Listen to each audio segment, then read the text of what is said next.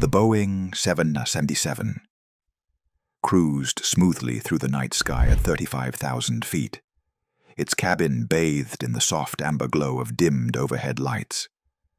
Most of the 300 passengers aboard Flight 847 from Chicago to London had settled into the rhythm of the long-haul journey, some sleeping, others watching movies on their personal screens, a few reading under the gentle hum of the aircraft's engines.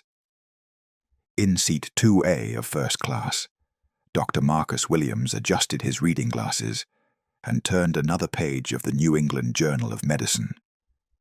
At 52, he carried himself with the quiet confidence that came from 3 decades of saving lives.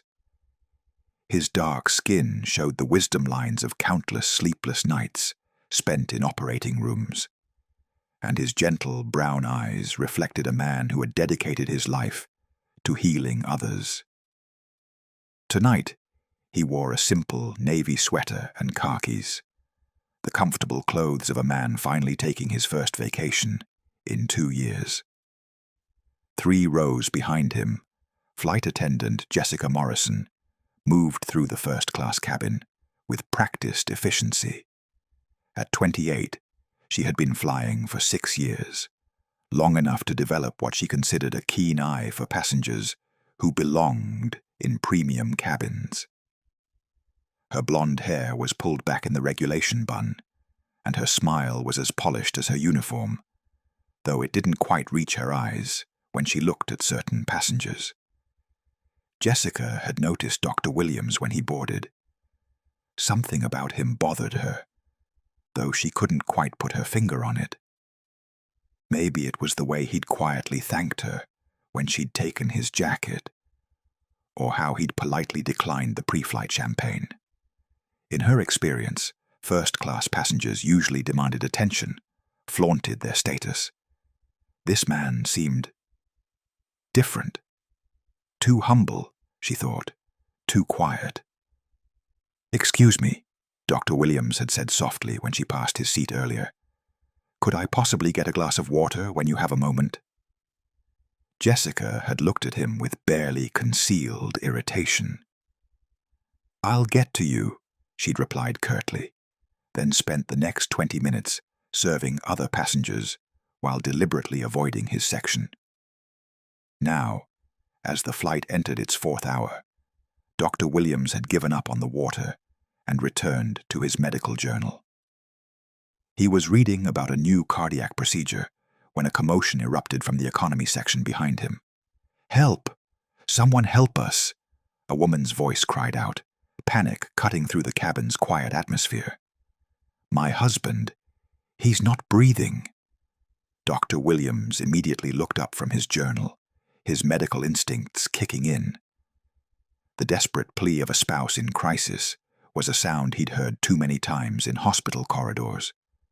Without hesitation, he unbuckled his seatbelt and stood up. "Is there a doctor on board?" the woman's voice called again, now edged with hysteria.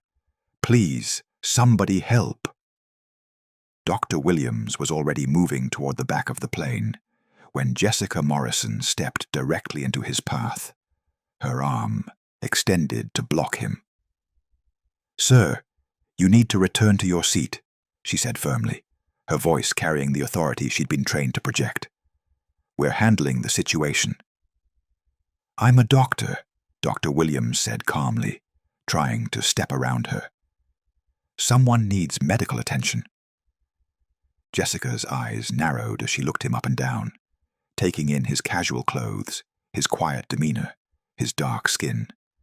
In her mind, doctors were white men in expensive suits, not this. "Sir, I'm going to need you to sit down. We have protocols for medical emergencies." "Ma'am, with respect, someone is in distress. I can help." Dr. Williams's voice remained steady, professional. He'd encountered skepticism before, though rarely in such critical moments. "We'll handle it," Jessica repeated, her tone growing sharper. "Please return to your seat immediately, or I'll have to call security." Behind them, the woman's cries were becoming more desperate. "He's turning blue," "Oh, God, please, someone help him." Dr. Williams felt his heart rate increase, not from anxiety, but from the urgent need to reach a patient who was clearly in cardiac distress. Every second mattered in situations like this. "Listen, I understand you have procedures, but I'm a cardiac surgeon. That man needs immediate medical attention." Jessica let out a small, dismissive laugh. "Right. And I'm the Queen of England." She turned to her colleague, flight attendant David Chen, who had appeared beside her. "David, can you escort this gentleman back to his seat? He's being disruptive during a medical emergency." David, a veteran flight attendant with 15 years of experience, looked uncomfortable. He'd witnessed Jessica's behavior before, her tendency to make assumptions about passengers based on appearance rather than facts. But he also knew better than to challenge her in front of passengers. "Sir," David said reluctantly, "I'm going to have to ask you to—" "He's not breathing," the woman screamed from the back of the plane. "Please, God, somebody help us." Dr. Williams's professional composure finally cracked slightly. "That man is dying," he said, his voice carrying the weight of absolute certainty. "I've been a cardiac surgeon for 28 years. I've performed over 3,000 heart surgeries. I can save his life, but only if you let me through. Right now." Jessica crossed her arms, unmoved. "Sir, I don't know what game you're playing, but impersonating a medical professional is a federal crime. Now sit down, or I will have you restrained." The irony wasn't lost on Dr. Williams. Here he was, one of the most respected cardiac surgeons in the world, being blocked from saving a life by a flight attendant who had decided his appearance didn't match her preconceptions of what a doctor should look like. From the economy section, a man's voice joined the woman's cries. "We need the medical kit. Where's the medical kit?" Dr. Williams made one more attempt. "Please," he said, his voice carrying decades of authority earned in operating rooms around the world. "I'm begging you, let me help that man." Jessica's response was to signal to David and another flight attendant. "Gentlemen, please escort this passenger back to his seat. If he continues to be disruptive, we'll need to consider restraints." As the flight attendants moved to physically block him, Dr. Williams heard something that made his blood run cold. The woman's crying had changed. It was no longer panicked pleading. It was the sound of grief, of loss, of a life slipping away. "No, no, no," she sobbed. "Don't leave me. Please don't leave me." Dr. Williams closed his eyes for a moment, feeling the weight of what was happening. Somewhere behind him, a man was dying, possibly already dead, while he stood blocked by prejudice and assumptions. When he opened his eyes, Jessica was staring at him with a mixture of suspicion and satisfaction, as if she'd successfully prevented some kind of con game. She had no idea that she had just prevented one of the world's leading cardiac surgeons from potentially saving a life. And she was about to learn exactly who Dr. Marcus Williams really was.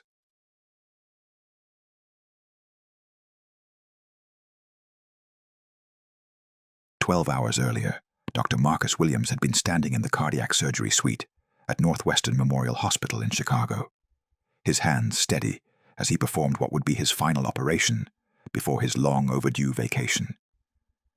The patient, a 45-year-old construction worker named James Patterson, had arrived at the emergency room that morning with a massive heart attack, what medical professionals called the widowmaker. "Time is muscle," Dr. Williams had told his surgical team as they prepped for the emergency procedure. It was his motto, drilled into every resident who had ever worked under him. In cardiac surgery, every second counted. Every moment of delay meant more heart tissue dying, more chance of permanent damage or death. The operation had taken 6 hours. When Dr. Williams finally emerged from the OR, He found James's wife, Maria, pacing in the waiting room with their 3 young children. The look of terror in her eyes was one he'd seen thousands of times, the fear of losing everything that mattered. "Mrs. Patterson," he had said gently, still in his surgical scrubs, "your husband is going to be fine. We were able to clear the blockage and restore blood flow. He's going to make a full recovery." Maria Patterson had collapsed into his arms, sobbing with relief. "Thank you," she whispered. "Thank you for saving him." It was moments like these that reminded Dr. Williams why he'd chosen medicine. Not for the recognition, though he'd received plenty of that over the years. Not for the money, though his expertise commanded top dollar. He did it for the Maria Pattersons of the world, for the children who got to keep their fathers, for the spouses who didn't have to face life alone. Dr. Marcus Williams was no ordinary surgeon. At 52, he was the chief of cardiac surgery at Northwestern Memorial, one of the top-ranked heart hospitals in the United States. He had pioneered 3 revolutionary surgical techniques that were now standard practice worldwide. Medical students traveled from across the globe to observe his operations.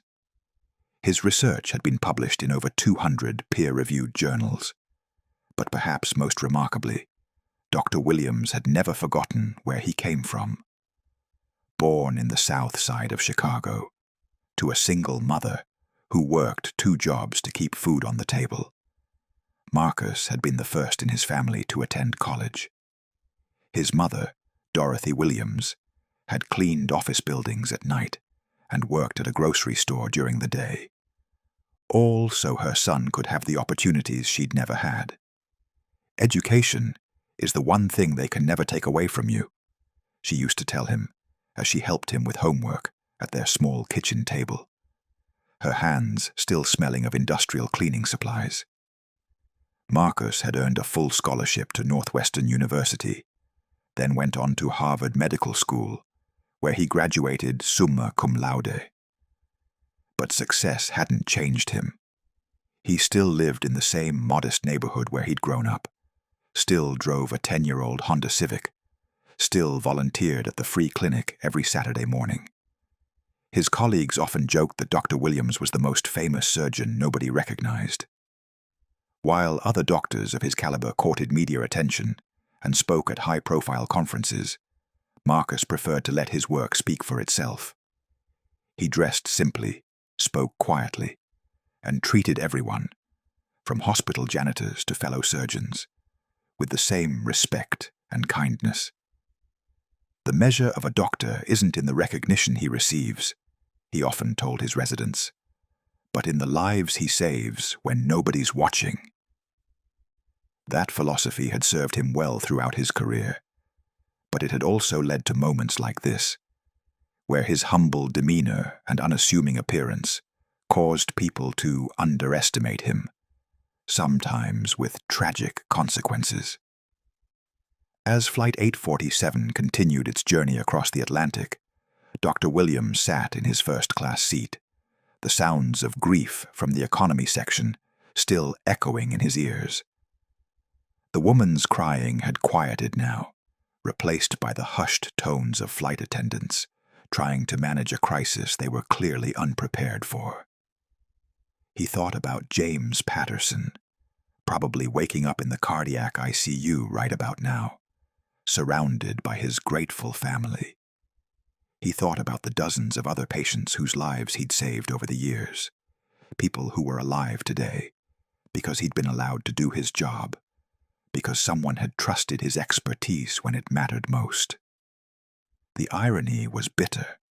Here he was, a man who had dedicated his entire life to emergency medicine, being prevented from helping in an actual emergency because a flight attendant had decided he didn't look the part. The atmosphere in the economy section had shifted from panic to something far worse, the heavy silence of tragedy unfolding. Dr. Williams could hear the flight crew's increasingly frantic radio communications with ground control, their voices carrying the strain of people who knew they were losing a battle they weren't equipped to fight. "Ground control, we need immediate medical guidance," came the voice of Captain Robert Hayes over the intercom system. "We have an unconscious passenger, male, approximately 60 years old. He's not responding to our crew's attempts at CPR." Dr. Williams gripped the armrest of his seat. Not responding to CPR. That meant the passenger had been without effective circulation for several minutes now. In cardiac emergencies, brain damage began after just 4 to 6 minutes without oxygen. Every second that passed was reducing the chances of survival, even if they managed to restore a heartbeat. Jessica Morrison appeared at the front of the first-class cabin, her earlier confidence now replaced by visible stress. She was speaking in hushed tones with David Chen and another flight attendant, their body language betraying the gravity of the situation they were facing. "The medical kit isn't enough," Dr. Williams heard David whisper urgently. "We need someone who actually knows what they're doing." "What about that passenger who claimed to be a doctor?" the third flight attendant, Maria Santos, asked quietly. Jessica's face hardened. "He's not a doctor. Trust me, I can tell. Probably just some guy trying to get attention or cause trouble. Real doctors don't dress like that, and they certainly don't fly coach." She caught herself, glancing around the first-class cabin. "I mean, they don't act like that." Dr. Williams felt a familiar ache in his chest. Not physical, but emotional. It was the same feeling he'd experienced countless times throughout his career, when people made assumptions about his capabilities based on his appearance. The difference was that in hospitals, his credentials spoke for themselves. Here, 35,000 feet above the Atlantic Ocean, those credentials meant nothing if no one would listen. From the economy section, a new voice joined the crisis. A young man who sounded like he might be a medical student or resident. "I'm in my 3rd year of medical school," the voice called out. "I can help with CPR, but I don't have experience with advanced cardiac life support." Dr. Williams heard the flight crew's relief as they accepted this offer. A medical student, someone with minimal clinical experience, was being welcomed to help, while he, a cardiac surgeon with nearly 3 decades of experience, had been dismissed and threatened with restraint. The irony was devastating, but what made it worse was knowing that the medical student, despite his good intentions, likely lacked the expertise needed for this type of emergency. Advanced cardiac life support required not just knowledge of CPR, but understanding of cardiac rhythms, medication protocols, and advanced airway management, skills that took years to master. "We're going to try to establish an IV line," Dr. Williams heard the medical student say. "But I'm not sure about the medication dosages for cardiac arrest protocols." This was exactly what Dr. Williams had feared. The young man was trying his best, but cardiac emergencies required split-second decisions based on years of experience. The wrong medication, the wrong dosage, or even a delay in the right treatment could mean the difference between life and death. Dr. Williams stood up again, his conscience overriding his frustration with the flight crew's earlier treatment. A man's life hung in the balance, and his personal feelings couldn't matter more than that fundamental truth. He walked toward the economy section, where he could see a crowd gathered around a seat about halfway back. Jessica Morrison immediately intercepted him again, her expression even more hostile than before. "I thought I made myself clear," she said, her voice loud enough to draw attention from nearby passengers. "You need to return to your seat immediately. We have a medical professional handling the situation." A third-year medical student, Dr. Williams said quietly, is not equipped to handle advanced cardiac life support. That man needs you to stop interfering, Jessica cut him off. I don't know what your game is, but pretending to be a doctor during a medical emergency is not just inappropriate, it's criminal. Several passengers in first class were now watching the confrontation with interest. Dr. Williams was acutely aware that his every word and action was being observed, potentially recorded on cell phones. But his focus remained on the crisis unfolding behind them. "Ma'am," he said, his voice carrying the calm authority he used in operating rooms, "I understand your skepticism, but I need you to listen to me very carefully. I am Dr. Marcus Williams, Chief of Cardiac Surgery at Northwestern Memorial Hospital. I have performed over 3,000 cardiac surgeries. I have been published in the New England Journal of Medicine, the Journal of the American College of Cardiology, and dozens of other peer-reviewed publications. That man is in cardiac arrest, and every minute we waste arguing is reducing his chances of survival." Jessica's laugh was sharp and dismissive. "Right. And I suppose you just happen to have your medical license with you." Dr. Williams reached into his wallet and pulled out his medical license, his hospital ID badge, and his American Board of Thoracic Surgery certification. He held them out to Jessica, who barely glanced at them. "Anyone can fake documents," she said, with a wave of her hand. "Do you really think I'm that stupid?" David Chen stepped forward, looking uncomfortable. "Jessica, maybe we should—" "No," Jessica said firmly.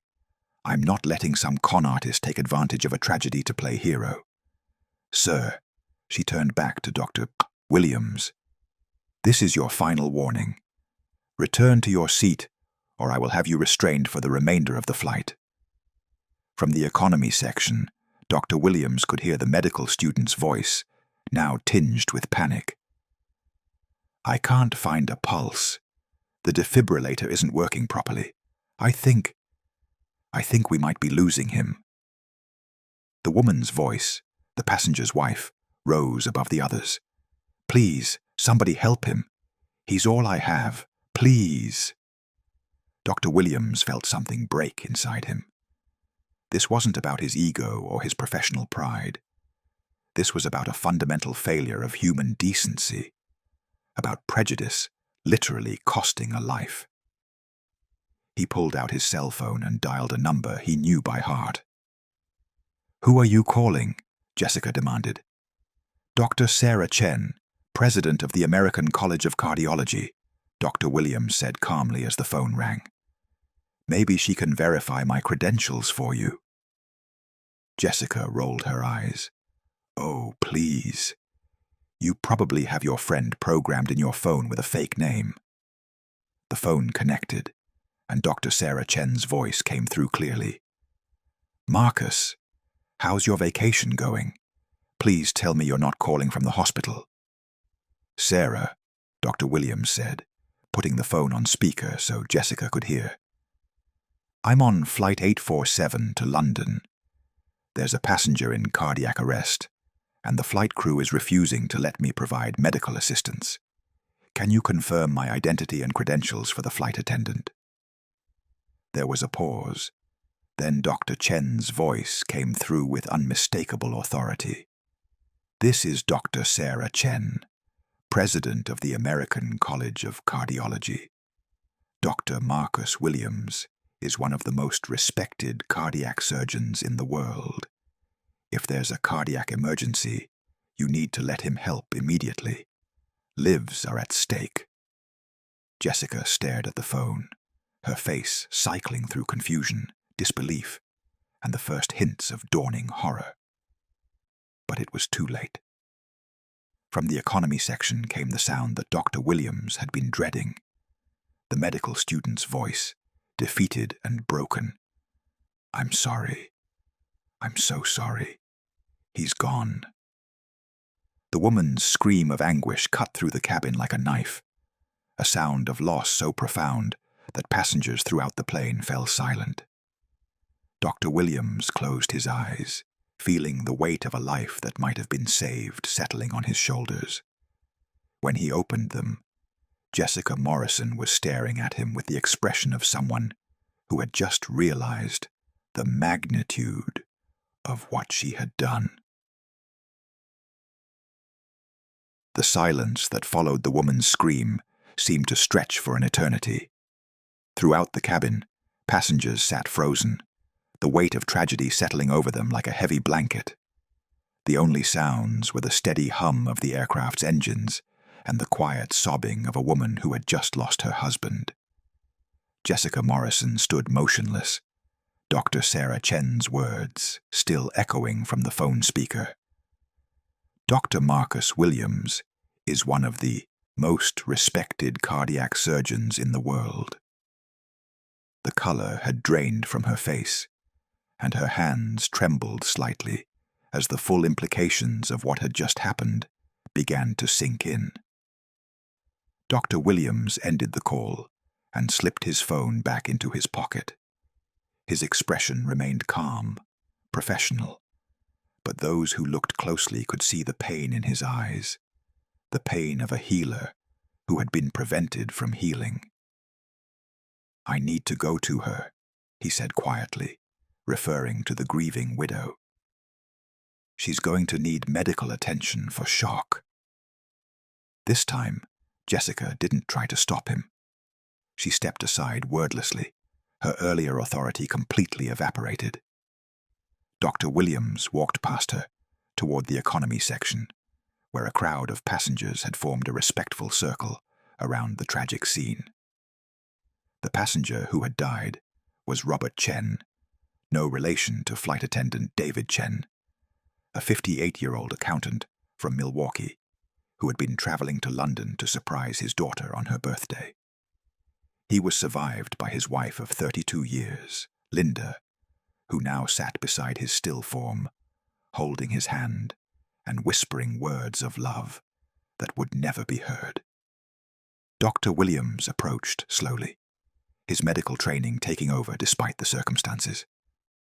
Linda Chen looked up at him with eyes red from crying, her face a mask of devastation. "Ma'am," Dr. Williams said gently, kneeling beside her, "I'm Dr. Williams. I'm so very sorry for your loss." Linda's voice was barely a whisper. "They wouldn't let you help him, would they? I heard the argument. They wouldn't let you help my Robert." The accusation hung in the air like an indictment. Around them, passengers who had witnessed the earlier confrontation began to murmur among themselves. Cell phones appeared, some recording the scene, others typing furiously on social media. "Mrs. Chen," Dr. Williams said softly, "let me check your pulse and blood pressure. Shock can be very dangerous, and I want to make sure you're okay." As he tended to the widow, word of what had happened began to spread throughout the aircraft. Passengers used the plane's Wi-Fi to research Dr. Marcus Williams, and what they found left them stunned. "Oh my God," whispered a passenger in row 15, staring at her phone screen. "This guy is famous. He's been on the cover of Time magazine." "Look at this," said another, holding up his tablet. "He pioneered the Williams technique for minimally invasive cardiac surgery. It's named after him." "Here's a video of him receiving the Presidential Medal of Freedom," called out a third passenger. "The president called him one of America's greatest medical heroes." The murmurs grew louder as more passengers discovered Dr. Williams's credentials. Articles from medical journals, news stories about his groundbreaking surgeries, testimonials from patients whose lives he had saved. The evidence of his expertise was overwhelming and undeniable. Captain Robert Hayes emerged from the cockpit, having heard about the situation from his crew. A veteran pilot with 25 years of experience, he had dealt with medical emergencies before but never one that had ended in tragedy due to crew interference.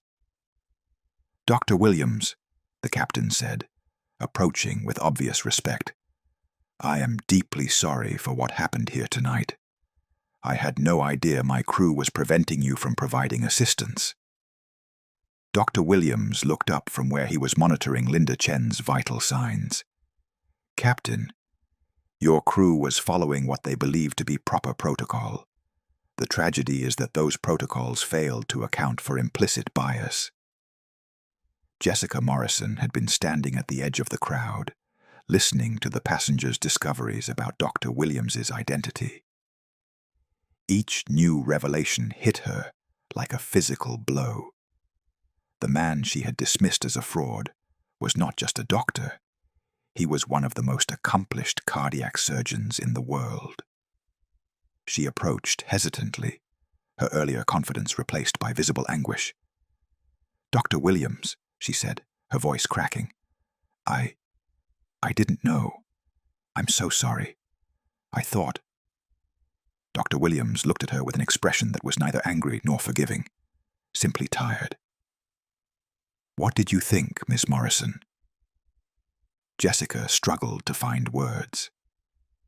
How could she explain that she had looked at this quiet, humbly dressed black man and decided he couldn't possibly be what he claimed to be?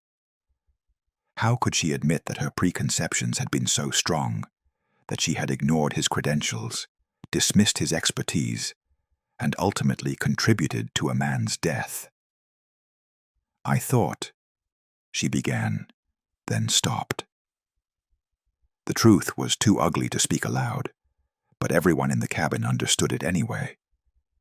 David Chen, the flight attendant who had reluctantly supported Jessica's decision, stepped forward.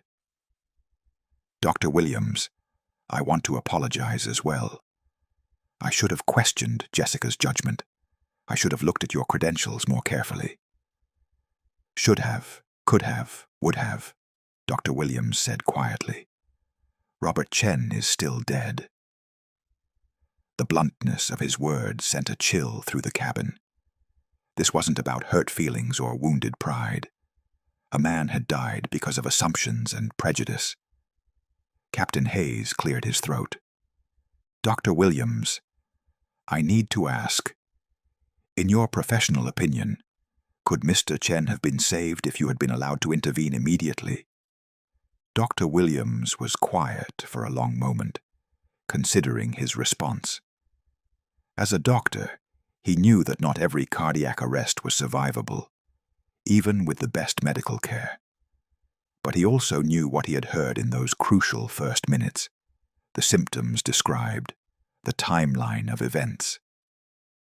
"Captain," he said finally, "Mr. Chen appeared to be experiencing a massive myocardial infarction, a heart attack.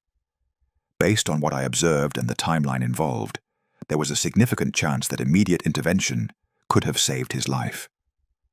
Advanced cardiac life support, properly administered medications, and potentially emergency cardioversion could have restored his cardiac rhythm." He paused, looking at Linda Chen, who was listening to every word despite her grief.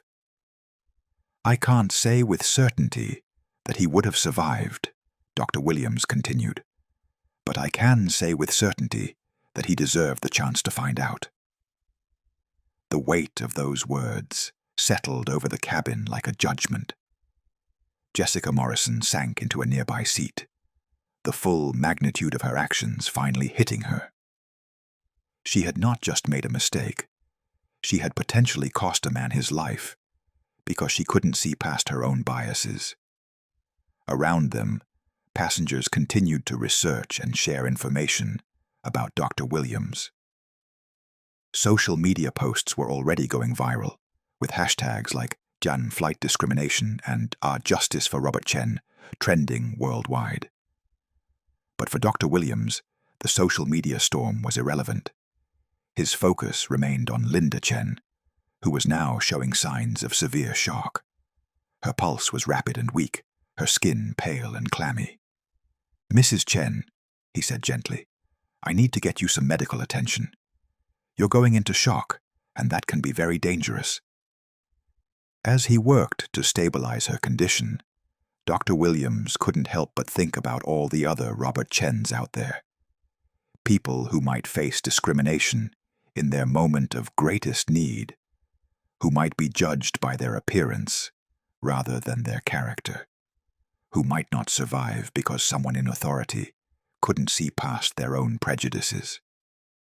This flight was about to land in London, but Dr. Williams knew that the real journey, the journey toward justice and change, was just beginning.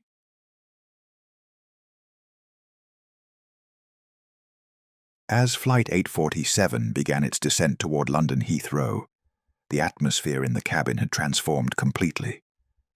What had started as a routine overnight flight had become a watershed moment that would reverberate far beyond the confines of the aircraft. Dr. Williams had successfully stabilized Linda Chen's condition, using techniques and medications from the aircraft's medical kit that the flight crew hadn't even known existed. His calm, professional demeanor in the face of tragedy had impressed even the most skeptical passengers, and word of his expertise continued to spread throughout the cabin. Captain Hayes had made the decision to radio ahead to London Air Traffic Control, requesting priority medical clearance and ground support for what was now being classified as an in-flight fatality with crew negligence implications. The phrase sent a chill through the airline's corporate hierarchy, who were already fielding calls from news outlets that had picked up the story from passenger social media posts. Jessica Morrison sat in the galley area, her face buried in her hands. The weight of what she had done was crushing her. She had been a flight attendant for 6 years, had always prided herself on her professionalism, her ability to handle difficult situations. But now she realized that her professionalism had been built on a foundation of unconscious bias that had just cost a man his life. David Chen approached her cautiously. "Jess, you need to pull yourself together. We're going to have to face an investigation when we land." "An investigation?" Jessica looked up, her eyes red with tears. "David, a man is dead because of me. Because I was so sure I knew better. Because I looked at Dr. Williams and decided he couldn't possibly be who he said he was." "You weren't the only one," David said quietly. "We all went along with it." "No," Jessica shook her head. "You questioned it. I saw the doubt in your eyes. But I was so confident, so certain that I was right. I've been flying for 6 years, David. I thought I could read people, thought I knew who belonged where." Meanwhile, in the first-class cabin, Dr. Williams was on his phone with Dr. Sarah Chen, who had immediately sprung into action upon learning what had happened. "Marcus, I've already contacted the American Medical Association, the American College of Cardiology, and the International Association of Cardiac Surgeons," Dr. Chen was saying. "This story is going to be everywhere by morning. The question is, what do you want to do about it?" Dr. Williams looked toward the economy section, where Linda Chen was now resting under the care of the medical student who had tried so hard to save her husband. "Sarah, this isn't about me. This is about systemic change. How many other qualified professionals have been dismissed because they didn't fit someone's preconceived notions? How many lives have been lost because of unconscious bias?" "You're right," Dr. Chen replied. "And that's exactly why this story matters. Marcus, you've always preferred to work behind the scenes, but sometimes the most important battles have to be fought in public." As the plane continued its descent, passengers throughout the cabin were sharing their own stories of discrimination and bias. A black engineer talked about being questioned when he tried to board a first-class flight, despite having a valid ticket. A Latina doctor described being mistaken for a nurse countless times in hospital settings. an Asian businessman, recounted being asked to move from his premium seat to make room for a more appropriate passenger. The stories painted a picture of systemic discrimination that went far beyond one flight attendant's poor judgment. They revealed a pattern of assumptions and biases that affected people's lives in ways both large and small, sometimes with tragic consequences. Captain Hayes made an announcement over the intercom. "Ladies and gentlemen, we will be landing at London Heathrow in approximately 30 minutes. I want to personally apologize for the tragic events that occurred on this flight. A full investigation will be conducted, and appropriate actions will be taken. We ask for your patience and cooperation as we work through this difficult situation." In the airline's corporate headquarters in Chicago, emergency meetings were already underway. Transatlantic Airways CEO Margaret Foster had been awakened at 3 a.m. with news of the incident, and she was now in full crisis management mode. "How did this happen?" she demanded of her senior staff. "How did we have one of the world's most respected cardiac surgeons on our aircraft, and our crew prevented him from saving a passenger's life?"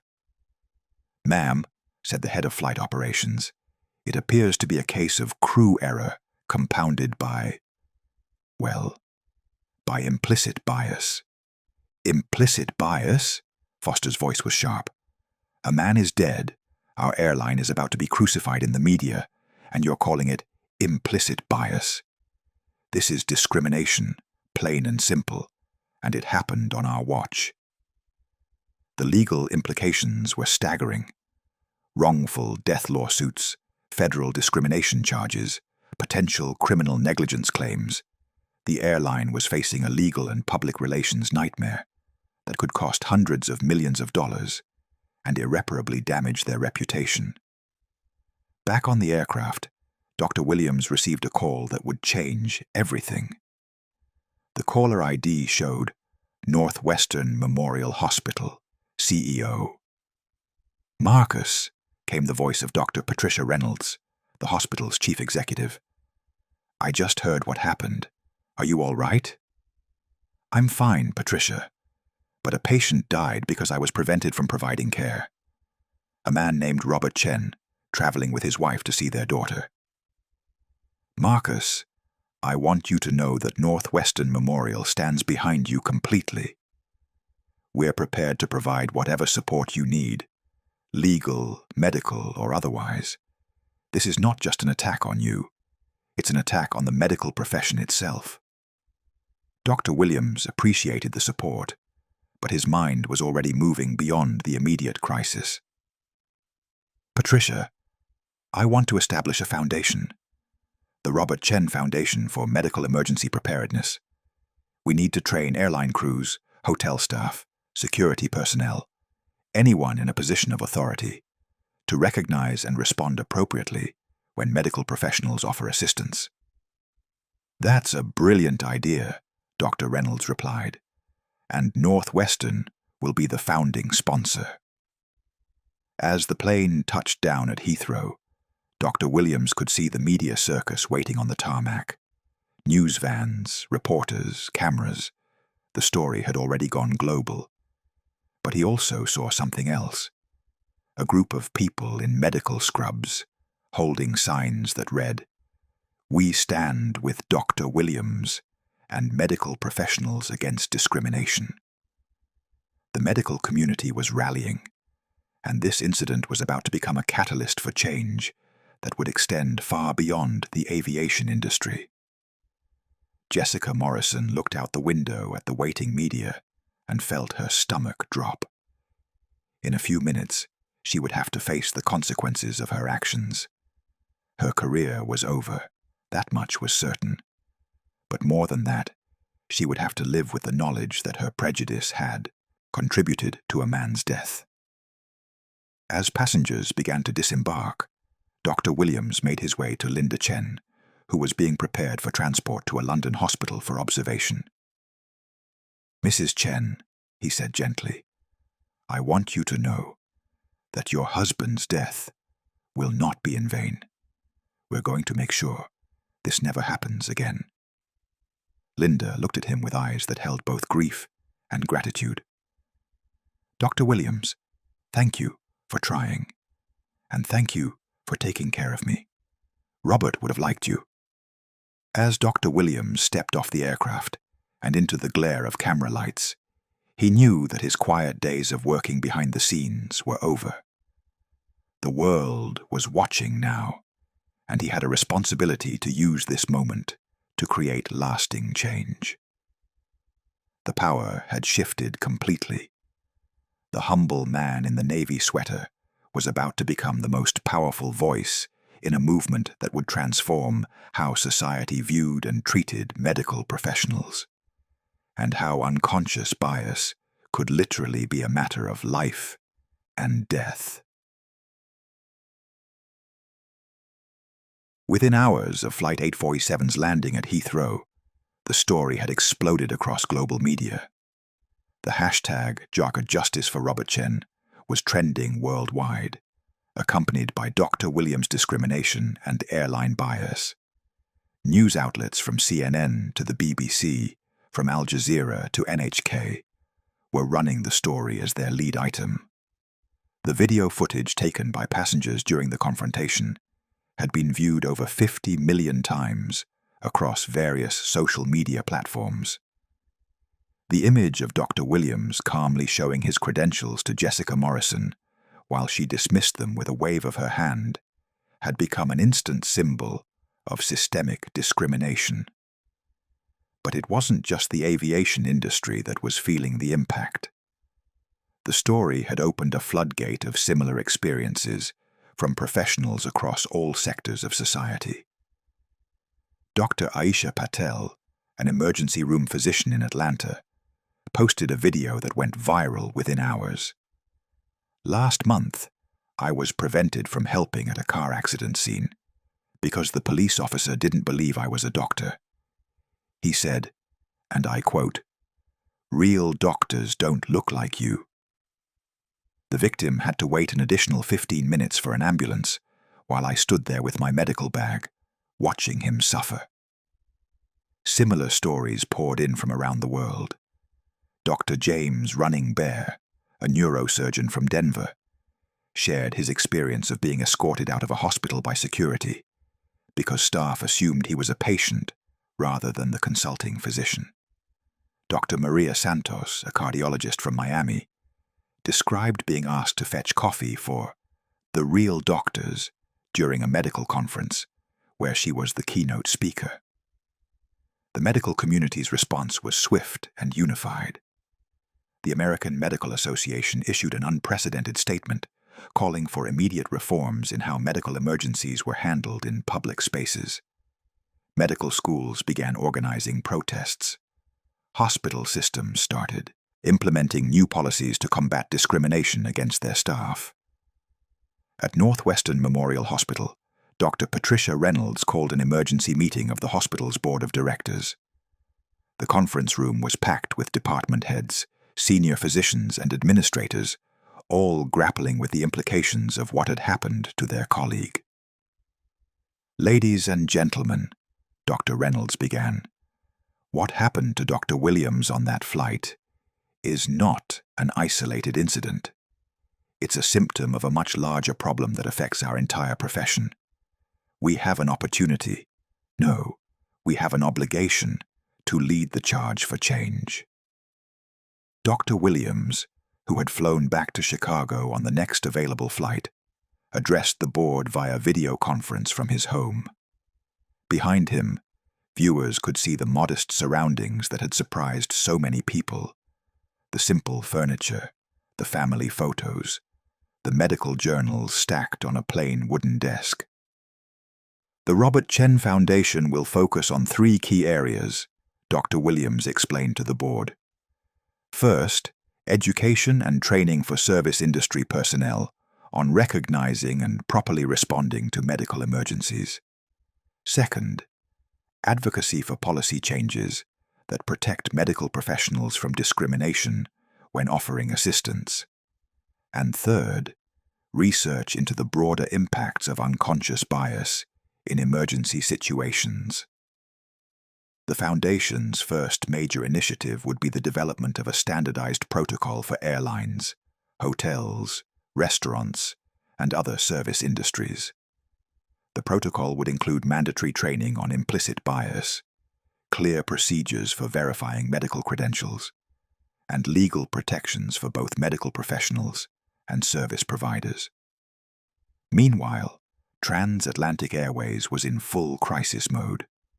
CEO Margaret Foster had called an emergency board meeting, and the airline's stock price had already dropped 15% in pre-market trading. The legal department was fielding calls from dozens of law firms representing potential class action plaintiffs. The immediate question, Foster told her board, is how we respond to this crisis. But the larger question is how we prevent it from ever happening again. The airline's head of human resources, David Kim, presented a sobering analysis. Our review of incident reports over the past 5 years shows a pattern of discriminatory behavior that we failed to address. Flight attendants questioning passengers' right to be in premium cabins based on appearance. Security personnel targeting certain ethnic groups for additional screening. Gate agents making assumptions about passengers' ability to pay for upgrades.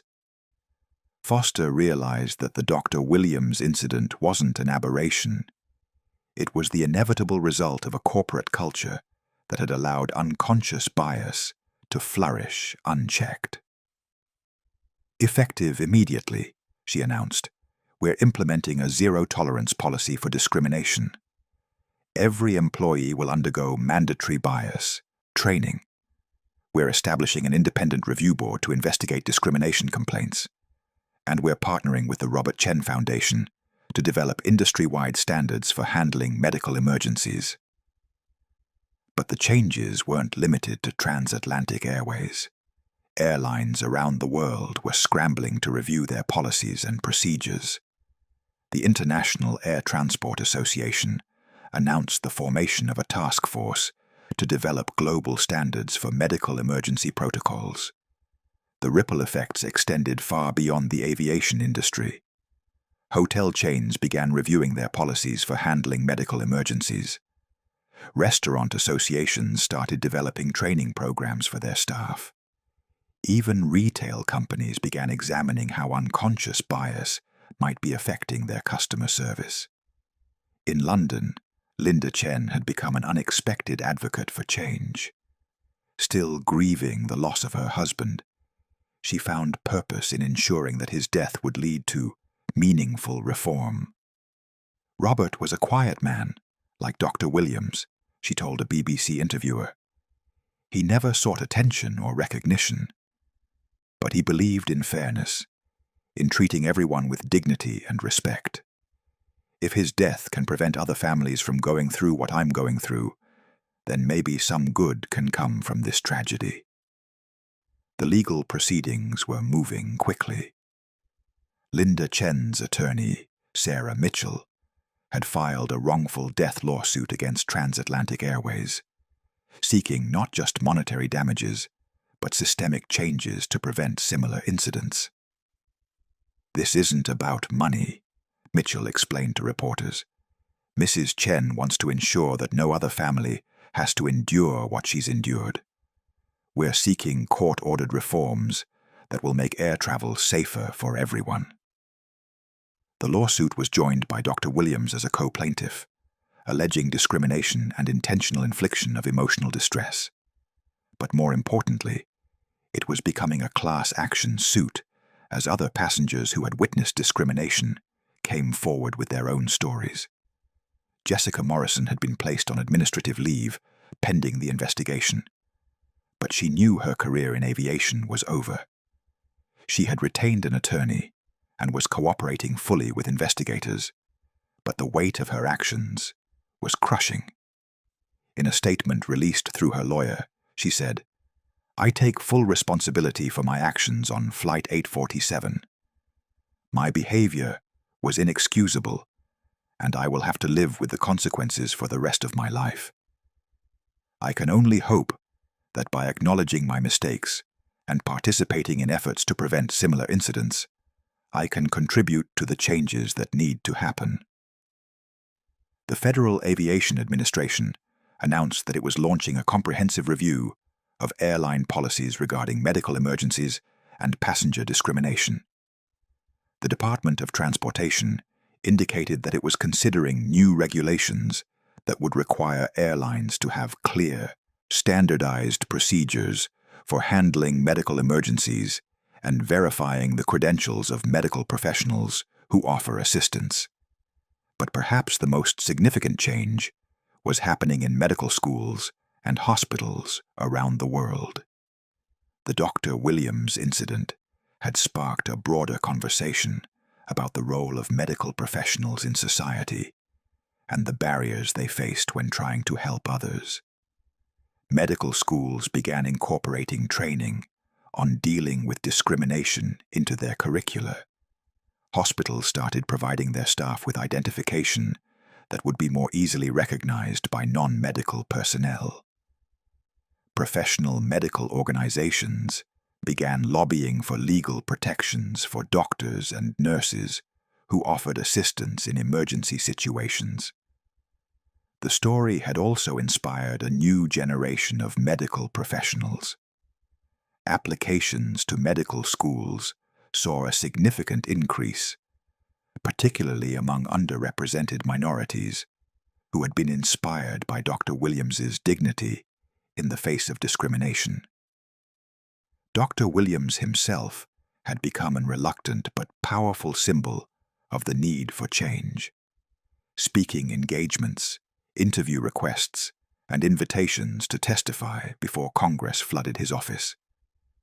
But he remained focused on his core mission, ensuring that what happened to Robert Chen would never happen again. "This isn't about me," he told a gathering of medical students at Harvard. "This is about creating a world where a person's ability to help others isn't judged by their appearance, their accent, or their background. It's about recognizing that heroes come in all colors, all genders, all ages, and sometimes they're sitting quietly in seat 2A, just waiting for the chance to save a life." The transformation was just beginning, but already the world was starting to change. The quiet man in the navy sweater had become the catalyst for a movement that would reshape how society viewed and treated medical professionals, and how unconscious bias could literally be a matter of life and death. 6 months after Flight 847, the world had indeed changed in ways both profound and practical. The Robert Chen Foundation had grown from Dr. Williams's initial vision into a global organization with chapters in 43 countries, fundamentally transforming how medical emergencies were handled in public spaces.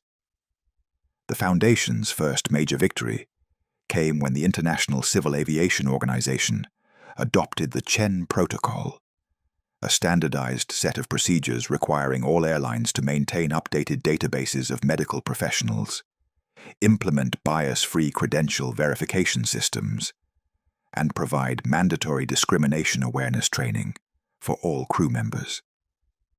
Dr. Williams stood in the conference room of the Foundation's new headquarters in Chicago, looking out at Lake Michigan as he prepared for what would be one of the most important meetings of his life. Today, Transatlantic Airways would formally announce the settlement of the wrongful death lawsuit and unveil their comprehensive reform program.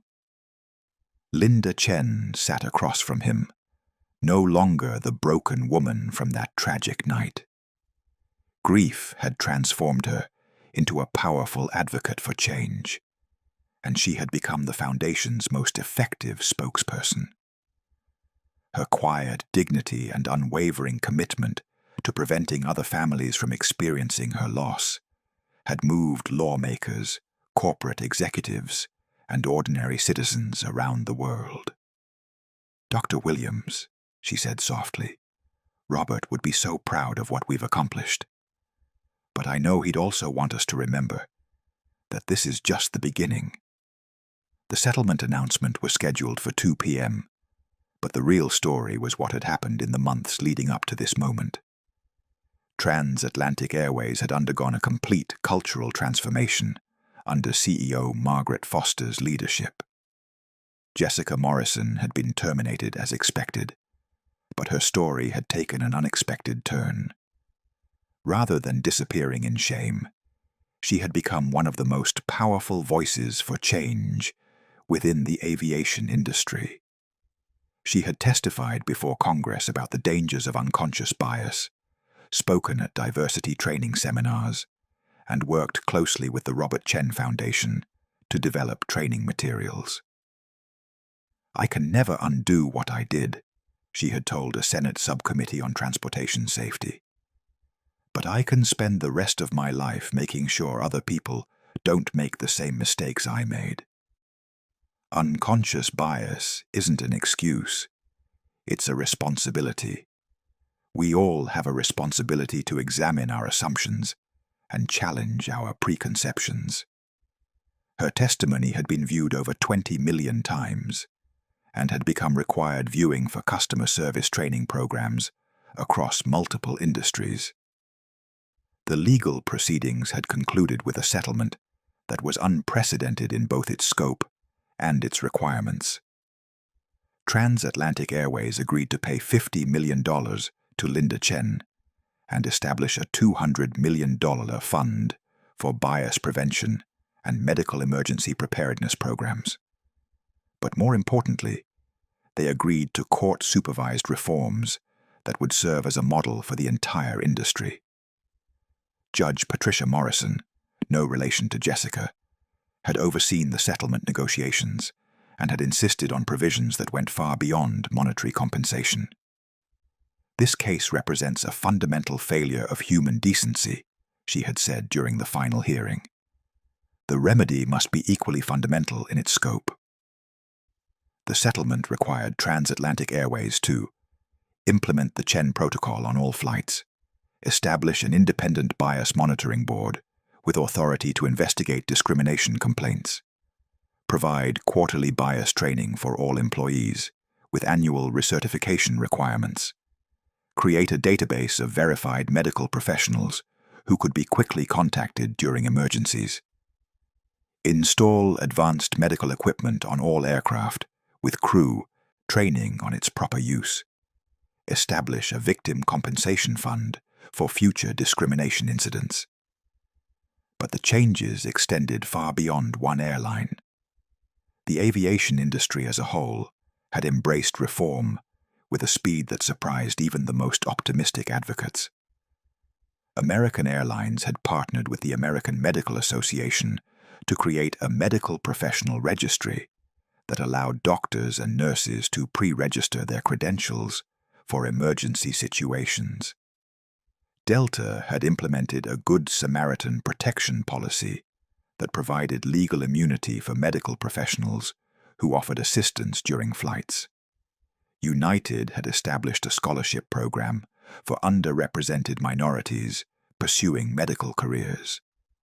The ripple effects had spread to other industries as well. Hotel chains had adopted similar protocols for medical emergencies. Restaurant associations had developed training programs on recognizing and responding to bias. Even retail companies had begun examining how unconscious prejudice might be affecting their customer service. Dr. Williams had been invited to testify before Congress, where he had spoken with the same quiet authority that had characterized his entire career. His testimony had led to the passage of the Good Samaritan Medical Professional Protection Act, which provided federal legal protections for medical professionals who offered assistance during emergencies.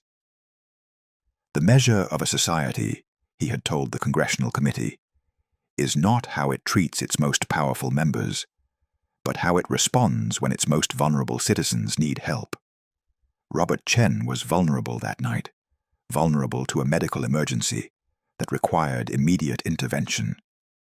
Our society failed him, not because we lacked the medical expertise to save him, but because we allowed prejudice, to override compassion. The medical community had rallied around Dr. Williams and the Foundation's mission. Medical schools had incorporated bias awareness training into their curricula. Hospitals had established community outreach programs that provided identification and training for their staff to assist in public emergencies. Professional medical organizations had created rapid response networks that could verify credentials within minutes.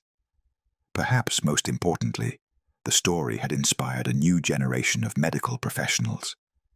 Applications to medical schools had increased by 30%, with particularly strong growth among underrepresented minorities.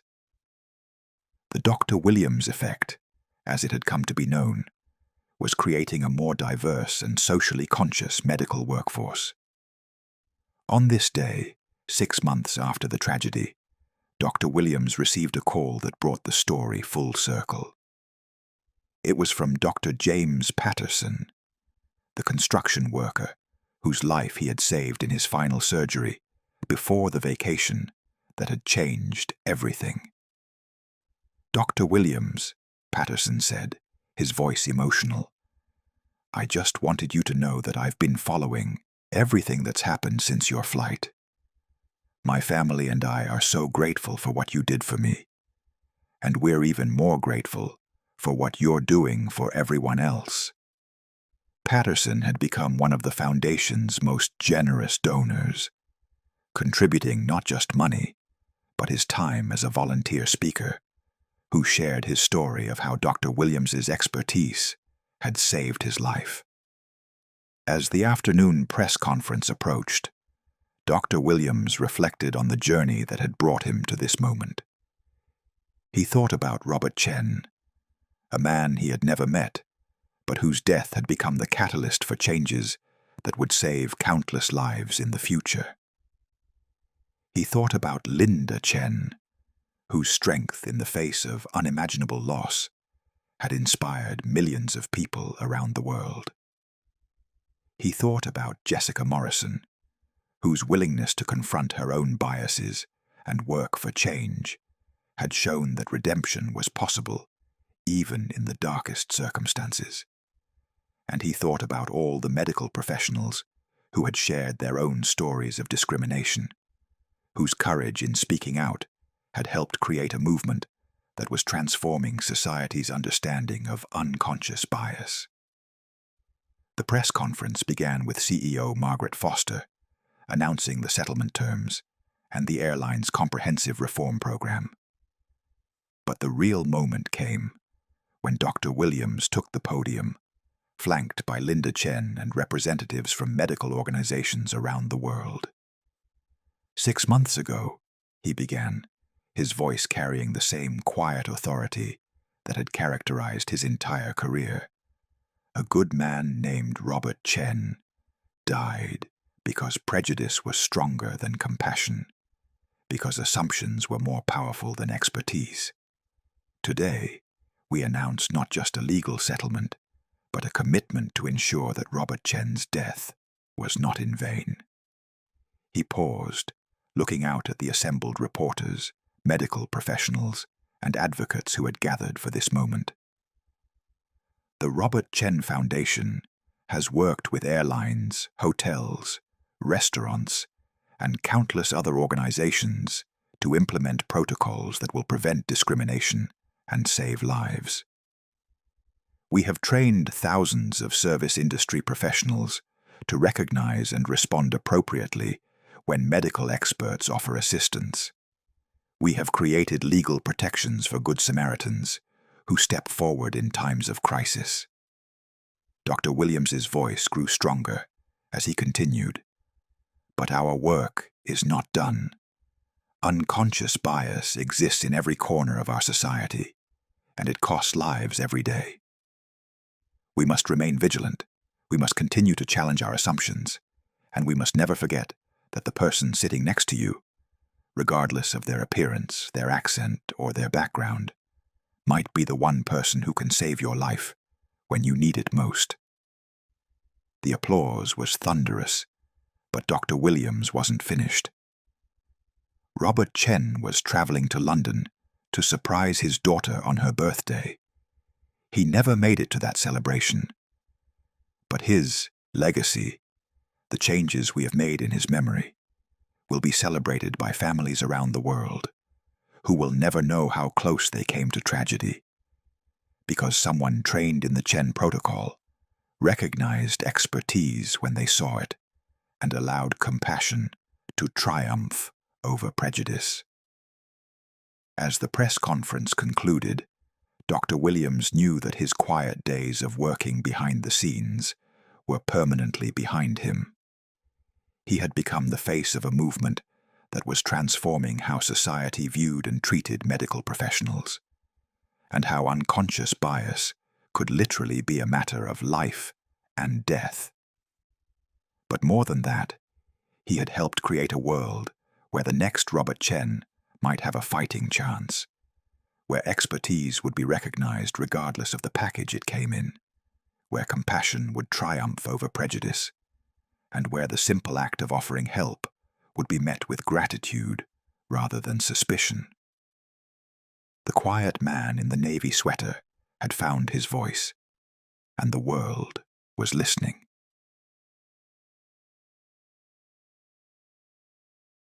Two years later, Dr. Marcus Williams stood in the cardiac surgery suite at Northwestern Memorial Hospital, his hands steady as he performed what had become known as the Chen procedure, a revolutionary technique he had developed for emergency cardiac intervention that could be performed with minimal equipment in non-hospital settings. The irony wasn't lost on him. The technique that now bore Robert Chen's name had been inspired by that tragic night on Flight 847, when Dr. Williams had been forced to watch helplessly as a man died from the very condition he had spent his career learning to treat. "Time is muscle," he said to the surgical resident assisting him, repeating the motto that had guided his entire career. But now, those words carried additional weight. They represented not just the urgency of cardiac care, but the critical importance of recognizing expertise when lives hung in the balance. The patient on the table was Maria Santos, a 45-year-old teacher who had suffered a heart attack while chaperoning a school field trip. Thanks to the Chen protocol, the paramedics who responded to the emergency had immediately recognized Dr. Williams when he offered assistance at the scene. Instead of being turned away, he had been welcomed as part of the emergency response team, and his intervention had saved Maria's life. "Dr. Williams," the resident said as they completed the procedure, "I've been reading about the Foundation's latest statistics. Over 2,000 lives saved in the past year alone because of the Chen protocol." Dr. Williams nodded, but his expression remained humble. "Every life saved is a victory, but we can never forget the life that was lost to make those saves possible." The Robert Chen Foundation had grown beyond anyone's wildest expectations. What had started as Dr. Williams's vision for airline reform had evolved into a global movement that addressed unconscious bias across all sectors of society. The Foundation now operated in 67 countries, had trained over 100,000 service industry professionals, and had influenced policy changes that affected millions of people worldwide. But perhaps the most meaningful change was the one that couldn't be measured in statistics or policy reforms. It was the change in how people saw each other, the growing recognition that expertise, compassion, and heroism came in all forms, and that assumptions based on appearance could have devastating consequences. Linda Chen had become the Foundation's executive director, channeling her grief into a powerful force for change. She had remarried a kind man named David, who had lost his own spouse to medical negligence, and together they had created a blended family that included Robert's memory as a guiding presence. Robert always said that the best way to honor someone's memory is to make sure their story helps others, Linda had said during the Foundation's second anniversary celebration. I think he would be amazed by what we've accomplished, but I know he'd also remind us that there's still work to be done. Jessica Morrison had found her own path to redemption. After losing her job with Transatlantic Airways, she had returned to school to study social work, specializing in bias intervention and cultural competency training. She now worked for the Robert Chen Foundation, traveling the world to share her story and train others to recognize and overcome their own unconscious prejudices. "I was the villain in this story," she often told audiences during her presentations. "But I learned that villains can become heroes if they're willing to confront their mistakes and work to make things right. The question isn't whether you have biases. We all do. The question is what you do when you recognize them." Her transformation had become one of the most powerful aspects of the Foundation's message. If someone who had made such a devastating mistake could change and become a force for good, then anyone could examine their own assumptions and work to overcome them. The aviation industry had been completely transformed. The Chen Protocol was now standard practice worldwide, and discrimination incidents on flights had dropped by over 90%. More importantly, medical emergencies on aircraft were now handled with a level of professionalism and expertise that had saved hundreds of lives. Captain Robert Hayes, who had piloted that fateful Flight 847, had become one of the aviation industry's most vocal advocates for bias prevention. He had testified before international aviation authorities and had helped develop training programs that were now mandatory for all commercial pilots. "That night changed all of us," he had said during a recent interview. "We learned that being in a position of authority comes with the responsibility to recognize expertise wherever it comes from and to put aside our preconceptions when lives are at stake." The medical community had embraced the changes with enthusiasm. Medical schools now required courses on cultural competency and bias recognition. Hospitals had established community response teams that could be quickly deployed to assist in public emergencies. Professional medical organizations had created rapid credentialing systems that allowed qualified professionals to be verified within minutes. Dr. Sarah Chen, still president of the American College of Cardiology, had become one of Dr. Williams's closest collaborators in the reform movement. "Marcus showed us that sometimes the most important surgery you perform isn't in an operating room," she had said. "Sometimes it's the surgery you perform on society's assumptions and prejudices." The legal precedent set by the Chen case had led to dozens of similar lawsuits and policy changes. The Good Samaritan Medical Professional Protection Act had been adopted by 43 states, providing legal immunity for medical professionals who offered assistance during emergencies. But beyond the legal and policy changes, the story had touched something deeper in the human consciousness. It had forced people to confront their own biases and assumptions, to question whether they might be overlooking expertise or dismissing help based on superficial characteristics. Dr. Williams had received thousands of letters from people around the world, sharing their own experiences with discrimination and bias. Many had been inspired to examine their own assumptions and work to overcome them.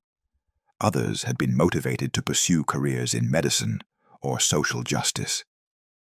One letter that particularly moved him came from a young black woman named Aisha, who had been inspired to become a doctor after seeing Dr. Williams' story. "You showed me that being a doctor isn't just about having the right credentials," she had written. "It's about having the courage to help others, even when they don't believe you can." As Dr. Williams finished his surgery and prepared to check on Maria Santos in recovery, he reflected on the journey that had brought him to this moment. 2 years ago, he had been a quiet surgeon who preferred to work behind the scenes. Now he was the face of a global movement for social justice and bias prevention. The transformation hadn't been easy.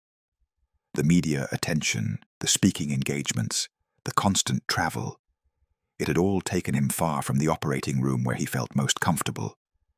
But he had learned that sometimes the most important healing happened outside the hospital walls. Maria Santos was awake when he entered her recovery room, surrounded by her family and the students she had been chaperoning when she collapsed. Her husband took Dr. Williams' hand with tears in his eyes. "Doctor, the paramedics told us what happened. They said that 2 years ago, you might not have been allowed to help her. Thank God for the changes you've made." Dr. Williams smiled, but his thoughts turned to Robert Chen and the family that had been denied this moment of gratitude and relief. "The changes weren't made by me," he said quietly. "They were made by a man named Robert Chen, who gave his life so that others might live." As he left the hospital that evening, Dr. Williams thought about the speech he would give the next day at the United Nations, where the Robert Chen Foundation would be presenting its global report on bias prevention and emergency medical response. The report would show that discrimination-related deaths in medical emergencies had dropped by 75% in countries that had adopted the Chen Protocol. But statistics, important as they were, couldn't capture the real impact of what had happened on Flight 847. The real impact was in the lives saved, the assumptions challenged, the biases overcome, and the recognition that heroism came in all colors, all genders, all backgrounds. Sometimes the person you underestimate holds more power than you could ever imagine. Sometimes the quiet man in the navy sweater sitting in seat 2A is exactly the person you need when your world falls apart. Sometimes the greatest tragedy can become the catalyst for the most profound change. Robert Chen never made it to his daughter's birthday party in London. But his legacy, the movement that grew from his death, had given the gift of life to thousands of people around the world. His story had become a reminder that in our interconnected world, we are all just one emergency away from needing help from a stranger. And that stranger might not look like what we expect a hero to look like. Dr. Marcus Williams had learned that the most important surgery he would ever perform wasn't on a patient's heart. It was on society's soul. And that surgery, like all the best medical procedures, had saved not just one life, but countless lives that would be touched by the ripple effects of change. The quiet man had found his voice. The world had listened, and Robert Chen's death had not been in vain. In the end, that was the most powerful medicine of all.